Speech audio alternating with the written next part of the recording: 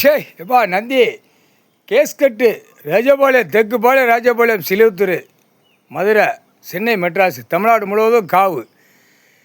டெல்லி காவு, உடாலப்பட்ட மாநிலத்தில் காவு. சரியா?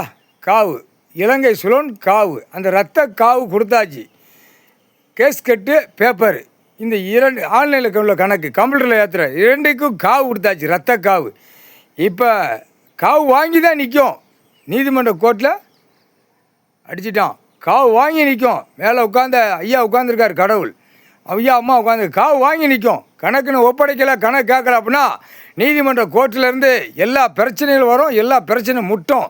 ஏன்னா கேஸ்கட்டுக்கு காவு கொடுக்கணும். காவு கொடுத்தா தானே கடவுள்னால் யாரும் தெரியணும்ல. கடவுள் யார், நீதிமான் யார், நீதி அரசர் யார், பூமிக்கு அதிபதி யார், பூமிக்கு சொத்துக்கு அதிபதி யார், பூமி நடத்துகிறது யார், பூமியில் உலக நாடு நடத்துகிறது யார், திங்கிற உணவு கொடுக்கறது யார் அப்படிங்கிற விட திங்கிற உணவு படுக்கிற இடம் ஆண்டவன் கொடுத்த கடவுள் என்னென்ன கொடுத்த ஆண்டவனை நினைக்கணும்ல, கடவுள் நினைக்கணும்ல.